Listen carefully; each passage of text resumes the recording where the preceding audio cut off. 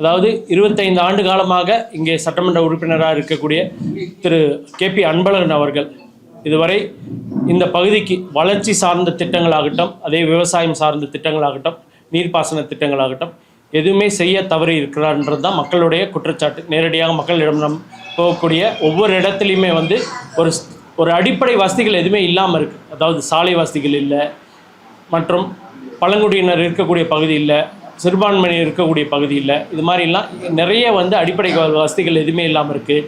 ஆதி திராவிடர்கள் இருக்கக்கூடிய பகுதியில் மற்றும் நிறைய பகுதியில் வந்து குடித்தண்ணீர் இல்லை, கழிப்பறை வசதிகள் கூட இல்லாத கிராமங்கள் வந்து இது வரைக்கும் வந்து ஒரு 6 கிராமங்கள் இருக்குது. அந்த கிராமங்களுக்கெல்லாம் முதல் இதுவாக வந்து நான் சொல்லியிருக்க வாக்குறுதி வந்து ஒரு சுதந்திரம் அடைந்த இந்தியாவில் இது மாதிரியான கிராமங்கள் கூட அவர் வைத்திருக்கிறாருன்னா அது எவ்வளோ ஒரு இந்த விஷயம். அதெல்லாம் முதல் வேலையாக வந்து செய்யத்தரேன்னு சொல்லிக்க. இது வரைக்கும் 25 வருஷம் பார்த்தீங்கன்னா அவர் அமைச்சராக இருந்திருக்காரு.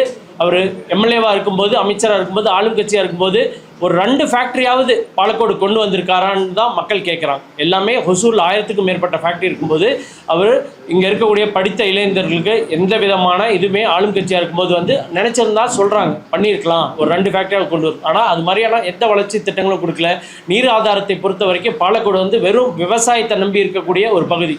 கரும்பு விவசாயம் வந்து இங்கே செழிக்கக்கூடிய நிலையில் ஒரு சுகர் ஃபேக்ட்ரி இருக்கிற சுகர் மில் வந்து ஒரு காலத்தில் சிறந்த சுகர் மில்லாக வந்து அவார்ட் வாங்கினது இந்தியாவிலேயே. இன்றைக்கி அது மூடுற நிலைமைக்கு வந்து அதுவும் KP அன்பழகன் அவர்கள் தான் காரணம். ஏன்னா கரும்பு விவசாயத்துக்கு எந்த நீர் ஆதாரமும் இதுவரைக்கும் கொண்டு வரல.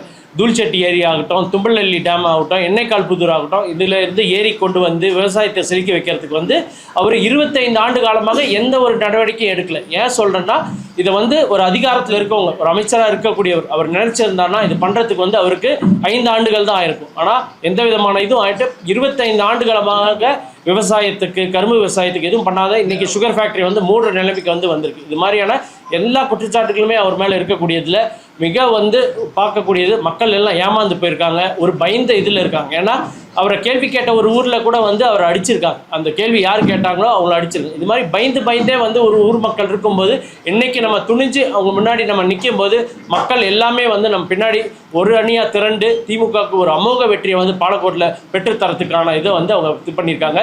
அவங்க சொல்கிறதெல்லாம் எங்களை வந்து இப்போ வருஷம் வந்து எல்லாம் விட்டுடுவார். தேர்தல் வர வருஷம் மட்டும் பார்த்தா பாலக்கோட்டில் எல்லாருமே சொல்கிறாங்க எங்கள் வீட்டுக்கு வந்து நாங்கள் கேட்கவே இல்லைங்க, சேலை வந்து கொடுக்குறாரு, ஆனால் எங்களுக்கு வேலை தாங்க இருக்கும், வேலை இருந்துச்சுன்னா சேலையை நாங்களே வாங்கிக்க போகிறோம். இது மாதிரியே வந்து ஏமாற்றிட்டு இருக்கக்கூடிய ஒரு சூழலில் தான் வந்து அவர் பாலக்கோடை வச்சுருக்காரு.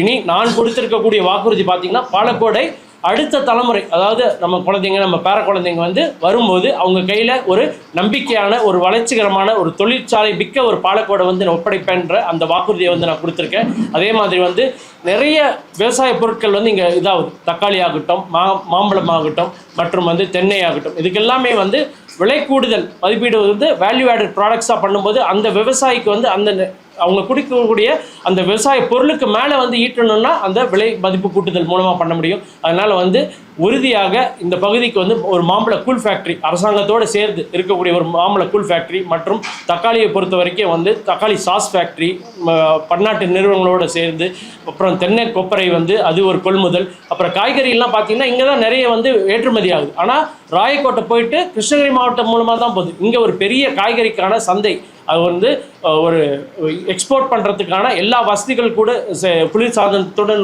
இருக்கக்கூடிய வசதிகள் எல்லாம் செஞ்சு ஒரு வளர்ச்சிகரமான பாலக்கோடை வந்து மக்களிடம் ஒப்படைப்பதற்கான ஒரு வேலையை வந்து முன்னெடுத்திருக்கோம். அது மே 4க்கு அப்புறம் இந்த வேலைகள் வந்து அனைத்தும் வெற்றிகரமாக தொடரும்ன்ற சொல்லி முடிச்சுக்கிறேன். நன்றி.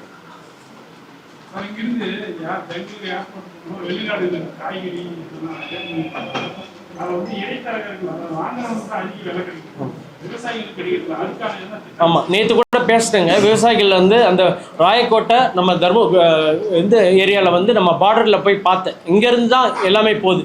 அவங்க என்ன சொன்னாங்கன்னா, நான் கேட்டேன் உங்களுக்கு என்ன வேணும்னு சொல்லிட்டு. அவங்க என்ன சொன்னாங்கன்னா, இந்த இடைத்தரகர்லாம் போகாமல் இருக்கிறதுக்கு எங்களுக்கு ஒரு சந்தையை வந்து தருமபுரியிலேயே வந்து அந்த பார்டரில் பண்ணி கொடுத்தீங்கன்னா இந்த சந்தை மூலமாக நேரடியாக எப்படி உழவர் சந்தையெல்லாம் இருக்கோ அது மாதிரி கொள்முதல் பண்ணிவிட்டு இங்கேருந்து வந்து நாங்கள் ஏற்றுமதி பண்ணுவதற்கு இதாக இருக்கும்ன்றதை அதை நான் கண்டிப்பாக செய்து தரேன்ற அந்த உத்தரவாதம். ஆமாம், அதாவது நான் என்ன சொல்கிறேன்னா 25 ஆண்டு காலம் அவர் எதுவும் பண்ணல. நான் இப்போ கொடுத்துருக்க வாக்குறுதி என்னென்னா, எண்ணெய்க்கால் புதூர் நான் முடிச்சு கொடுக்கறதுக்கு எனக்கு 8 மாதம் மட்டும்தான் வேணும். 8 மாதத்தில் எண்ணெய்க்கால் புதூர்லேருந்து ஏரிகளுக்கு தண்ணி கொண்டு வந்து கண்டிப்பாக 8 மாதத்தில் முடிப்பேன். அதே மாதிரி தூள்செட்டி ஏரியை பொறுத்த வரைக்கும் வந்து 1 வருடத்தில் தண்ணி கொண்டு வந்து கொடுப்பேன். அந்த மாவட்டமே மாறப்போகுதுங்க. அதாவது தருமபுரி மாவட்டமே மாறப்போகுது. அதில் பாலக்கோடு மிக செழிப்பான ஒரு விவசாயம் சார்ந்து இருக்கக்கூடிய தொழிற்சாலைக்கு எல்லாருமே, ஏன்னா எல்லாருமே சொல்கிறாங்க எங்களுக்கு குடி தண்ணி இல்லை, எங்களுக்கு விவசாயத்துக்கு வந்து தண்ணி இல்லை, கரும்பு விவசாயம் பண்ணிட்டு இருந்ததெல்லாம் பாதிக்கப்பட்டிருக்கு, உப்பு தண்ணீர் தான் வருதுன்னு. இந்த பகுதிக்கு மட்டும் தண்ணிக்கு வந்துருச்சுன்னா இது மாதிரியான ஒரு ஊர் வந்து தமிழ்நாட்டிலே இல்லாத அளவுக்கு வந்து இருக்கக்கூடிய ஒரு இதுக்கு தான் நம்ம அந்த முன்னெடுப்பு தான் நம்ம எடுத்திருக்கோம். கண்டிப்பாக இதுக்கு மட்டும்தான் என்னோட முயற்சிகள் இருக்கும். ஏன்னா உங்களுக்கு தெரியும், நாடாளுமன்ற உறுப்பினராக இருக்கும்போது 3 ஆண்டு காலம் கொரோனா இருந்த காலத்தையுமே வந்து ஒரு 2 ஆண்டுகளில் 12,000 கோடிக்கு வந்து நம்ம நலத்திட்டங்கள் கொண்டு வந்திருக்கோம். பார்த்தீங்கன்னா தொப்பூர் மேம்பாலம் ஆகட்டும், அதே மாதிரி இது புதிய 4 வழி சாலை ஒசூரிலிருந்து பாலக்கோடு கிருஷ்ணகிரி செல்லாமல் அந்த சாலை ஆகட்டும், அதே மாதிரி மேம்பாலங்கள் ஆகட்டும், கரகோடெல்லி கூட்டு ரோட்டில், பெரியாம்பட்டி கூட்டு ரோட்டில் மற்றும் அகரம் கூட்டு ரோட்டில் நிறைய உயிரிழப்பு இருக்குது. நம்ம இருக்கும்போது சாங்ஷன் வாங்கி அந்த சர்வீஸ் ரோட் வேலைலாம் இப்போ ஆரம்பித்து இப்போ வேலை நடக்குது.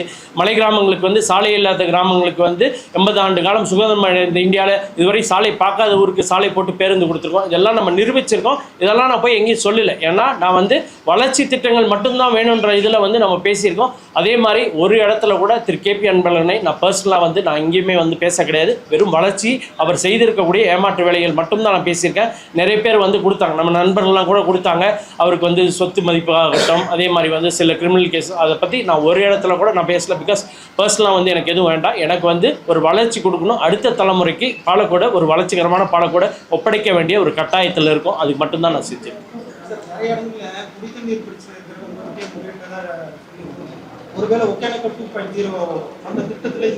ஒகேனக்கல் குடிநீர் பொறுத்த வரைக்கும் வந்து யூனியன் கவர்மெண்ட் கிட்ட நான் எம்பியாக இருக்கும்போது 8000 கோடிக்கு வந்து அந்த திட்டத்தை வாங்கிட்டு வந்திருக்கேன். அதுக்கான வேலைகள் வந்து ஆரம்பிக்கப்பட்டிருக்கு.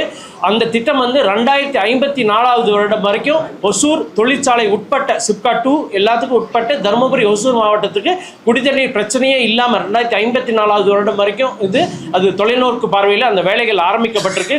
நிலம்லாம் கையகப்படுத்தப்பட்டிருக்கு. பைப்லைன்லாம் போட ஆரம்பிச்சிட்டாங்க. ஒவ்வொன்றாக அந்த வேலை நடந்துட்டு இருக்கு. அந்த வேலை வரும்போது ஒகேனக்கல் கூட்டு குடிநீர் திட்டமும் வரும், எண்ணெய்க்கால் புதூர் கூட்டு குடிநீர் விவசாயத்துக்கும் வரும், மற்றும் தூள்செட்டி ஏரியும் வரும், தும்பலள்ளி டேமும் வரும். இன்னொன்னு சொல்லிடுறேன், இது வந்துச்சுன்னா இந்த ஆட்சியில் மீண்டும் வந்து ஒகேனக்கல் அந்த உபரி நீர் திட்டத்தை அது முழுமையாக கொண்டு வந்து சேர்த்துறதுக்கான எல்லா ஏற்பாடுகளும் செஞ்சு தருமபுரி மாவட்டமே விவசாயம் மற்றும் தண்ணீர் பற்றாக்குறை இல்லாத ஒரு மாவட்டமாக உருவாக்கிய தீர்வு என்ற அந்த உறுதியில் இருக்கு.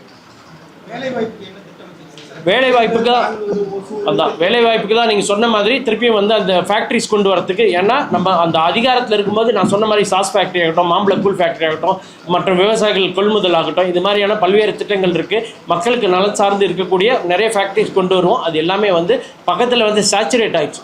ஒசூரை பொறுத்த வரைக்கும் வந்து இது டாடா கம்பெனி இதெல்லாமே அதுக்கு நம்மளோட நிறைய முயற்சிகள் இருக்குது. டெல்லியில் தொடர்பு இருக்குது, மற்றும் வெளிநாட்டு நிறுவனங்களோட தொடர்பு இருக்குது. வெளிநாட்டில் நிறைய தூதரகத்தோட இது இருக்குது. அதெல்லாம் கொண்டு வரத்துக்கு இப்போ மாம்பழ இதுவே எடுத்துக்கோங்களேன், நம்ம கூல் பண்ணுறோம், அந்த தோல் வந்து நம்ம தூக்கி போட்டுறோம். ஆனால் சில ஊரில் வந்து அது ஆர்டிஃபிஷியல் லெதர், அதாவது லெதருக்கு பதிலாக அதை வந்து யூஸ் பண்ணுறாங்க. அது மாதிரியான இதெல்லாம் நிறைய இருக்குது. வேல்யூ ஆடட் ப்ராடக்ட்ஸ்லாம் நிறைய யோசனைகள் இருக்குது. அது ஒவ்வொன்றாக வந்து நம்ம செய்து இங்கே இருக்கக்கூடிய இளைஞர்கள் படித்தவர்களுக்கு ஒரு வளமான ஒரு பாலக்கோடை உருவாக்கி